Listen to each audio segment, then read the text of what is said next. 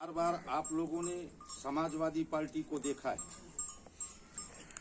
मुलायम सिंह 3 बार मुख्यमंत्री रहे, 1 बार उनका बेटा रहा, यहीं बगल के रहने वाले। 4 बार आप लोगों ने बहन जी को देखा है जो आपकी ही बिरादरी से थी। अब ये सारी पार्टियां एक बात करती हैं कि हम इस देश से योगी और मोदी को हराएंगे, लोकतंत्र को बचाएंगे। लेकिन आप लोगों ने देखा किसी भी पार्टी में लोकतंत्र है? नहीं है। 40 साल तक कांग्रेस ने शासन किया, एक नारा दिया कि हम गरीबी हटाएंगे। गरीब हट गया, गरीबी नहीं हटी। अब उसका नारा क्या हो गया? लड़की हूं, लड़ सकती हूं। बाकी गरीबों के बारे में कोई योजना नहीं, दलितों के बारे में कोई योजना नहीं, बेरोजगारों के बारे में कोई योजना नहीं, किसानों के बारे में कोई योजना नहीं। केवल एक नारा है, लड़की हूं, लड़ सकती हूं। भारतीय जनता पार्टी का नारा क्या है?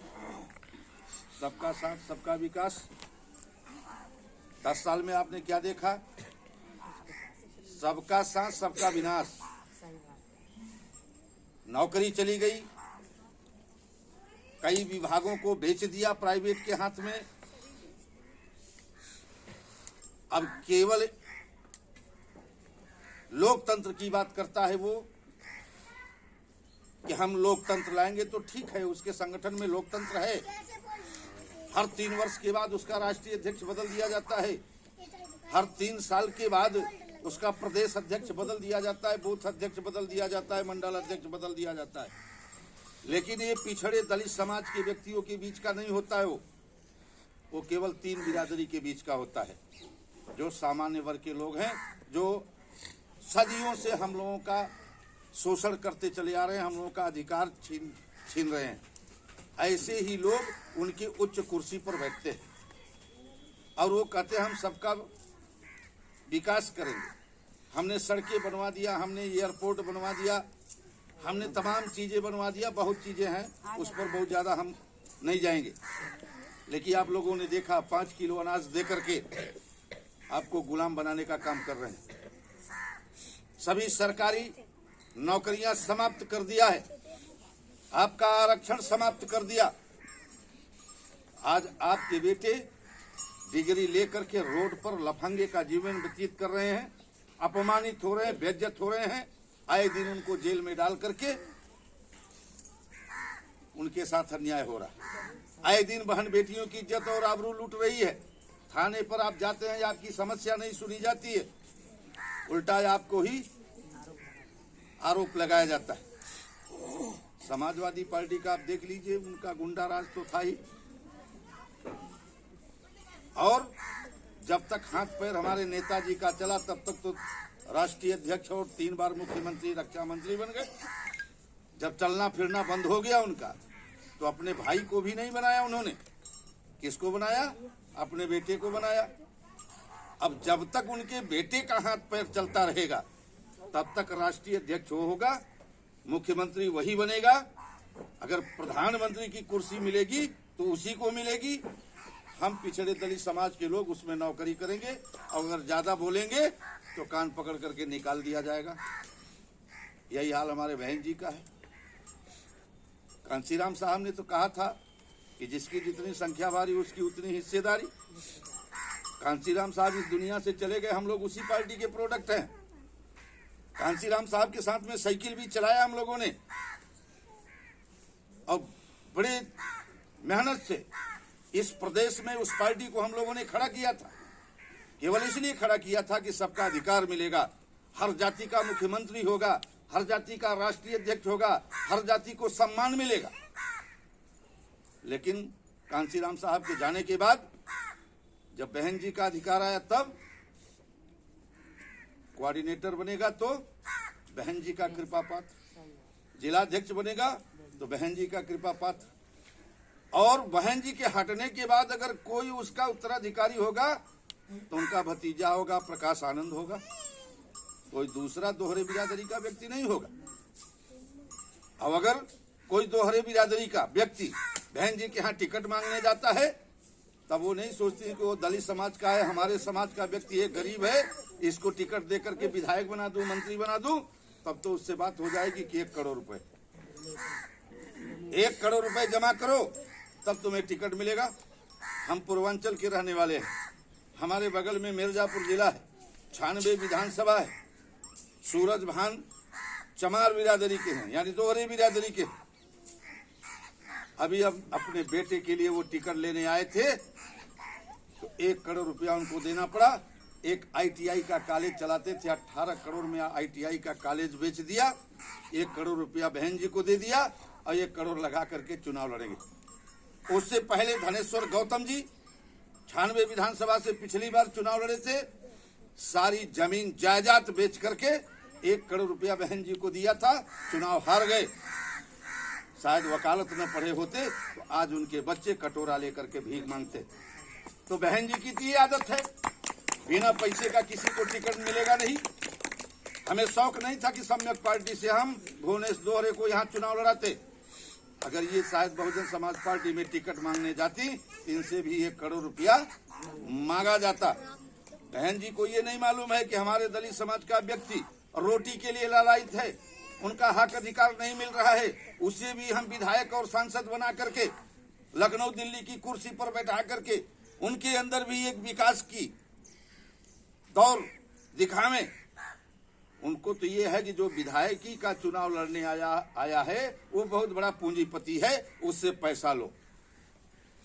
और एक जात से कोई भी पार्टी इस देश में चलने वाली नहीं है। उदाहरण के तौर पे आप देख लो, बहन जी की बिरादरी के अलावा आप सब लोग बैठे हैं, मुझे गुरेज नहीं है कि आप लोग नाराज हो जाएंगे, लेकिन बहन जी की बिरादरी के अलावा हाथी पर वोट देने वाला दूसरा कोई बिरादरी नहीं है। एक ये लोग मंच पर कहते थे ईवीएम खराब है, ईवीएम नहीं खराब है, इनकी नीयत खराब है। चमार बिरादरी के अलावा दूसरे बिरादरी का दलित बहुजन समाज पार्टी को वोट नहीं किया, इसलिए बहुजन समाज पार्टी का ये हश्र हुआ कि 19 विधायक जीत करके गए, जहां पूर्ण रूपेण सत्ता में हुआ करती थी। यादव बिरादरी को छोड़ करके अदर बैकवर्ड समाजवादी पार्टी को वोट नहीं किया, वो भारतीय जनता पार्टी को वोट कर गया। इसलिए मुलायम सिंह की पार्टी का ये हश्र हो गया, जो 47 विधायक पर सीमित हो गए और 5 सांसद। और आज ये कहते हम पिछड़ों का भला करेंगे और बहन जी कहते हम दलितों का भला करेंगे, तो कभी भी भला नहीं हो सकता है। ये लोग वही उसी थाली के चट्टे बट्टे हैं जैसे कांग्रेस पार्टी और भारतीय जनता पार्टी, और ये कहते हैं कि हम भारतीय जनता पार्टी को भगाएंगे। एक प्रदेश से कभी भारतीय जनता पार्टी भाग सकती है? एक जात से कभी भारतीय जनता पार्टी भाग सकती है? जब तक इस देश के 90% लोग अहिर गडरिया कुर्मी काछी तेली तमोरी लोहार कोहार भड़ई चुनार चौरसिया राजभर बिंद केवट मल्लाह निषाद, ये जो 55 जातियां हैं पिछड़ी जाति की, चमार पासी धोबी धैकार आरक बहलिया गुजर बंजारा कोल भील बैगा खस मुसर कठेरिया जाति के लोग जब इकट्ठा नहीं होंगे तब कैसे आपको अधिकार मिलेगा? कैसे आप भारतीय जनता पार्टी को भगाएंगे? 36 साल तक इन लोगों ने हम लोगों का समय बर्बाद किया। 36 साल में अगर 4-4 साल का एक कार्यकाल बनाया होता, एक कार्यकाल में दोहरे बिरादरी का होता, एक कार्यकाल में यादव बिरादरी का होता, एक कार्यकाल में विश्वकर्मा समाज का होता, एक कार्यकाल में साक्य समाज का राष्ट्रीय अध्यक्ष होता, तो कितने लोगों का भला होता, कितने समाज का भला होता, और कितने लोग लखनऊ दिल्ली की कुर्सी पर बैठ करके शासन व्यवस्था को चलाते, जो हम लोगों का खोया हुआ राजपाट था फिर पुनः वापस मिलता। लेकिन एक बिरादरी आप परिवार में देख लीजिए, एक परिवार में देख लीजिए, अगर एक व्यक्ति के कहने से पूरा परिवार अगर चलाना चाहें तो कुछ दिन तक चला सकते हैं, और बराबरी का हक अगर वो परिवार वाला नहीं देगा तो परिवार में विघटन हो जाती है कि नहीं हो जाती है? डॉक्टर साहब, बहन जी, अगर सब जाति को बराबरी का हक देती, नेताजी सब बिरादरी को बराबरी का हक देते तो आज भारतीय जनता पार्टी की तरह देश में शासन करती, देश में शासन होता। जैसे भारतीय जनता पार्टी का 8 प्रांतों में शासन है, 4 प्रांतों में मिली जुली उनकी सरकार है, केंद्र में उनकी सरकार है। लेकिन ये लोग केवल एक बिरादरी का सरकार इनकी बना दो, केवल एक बिरादरी का।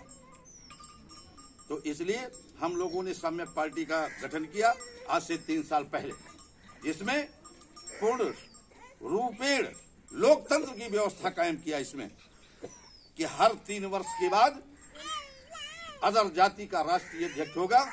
जिस जाति का राष्ट्रीय अध्यक्ष होता है, जिस जाति का मुख्यमंत्री होता है, जिस जाति का प्रधानमंत्री होता है, उसका सीना गर्व से तन जाता है। उदाहरण के तौर पर देख लीजिए, जब कभी मुलायम सिंह की सरकार रही होगी तो फटही लुंगी टूटही साइकिल लेकर के दोनों तरफ बल्टा बांधे बीच रोड से यादव बिरादरी के लोग जाते थे। आप बहुत बड़ी गाड़ी लिए रहे, लेकिन आपको बगल करके जाना पड़ता था, क्योंकि वो जानता था कि मेरा बेटा, मेरा भाई, मेरा चाचा लखनऊ की कुर्सी पर बैठा है, अगर ये कुछ बोलेगा तो हम इसको जेल की सलाखों में डाल देंगे। इसलिए बीच रोड से जाता था। इस समय देख लीजिए, योगी जी बैठे हैं, राजपूत समाज, क्षत्रिय समाज का सीना गर्व से तना हुआ। जिधर देख लीजिए उधर तांडव कर रहे हैं, अत्याचार कर रहे हैं, बहन बेटियों की इज्जत और आबरू को लूट रहे हैं, लेकिन कोई सुनने वाला है?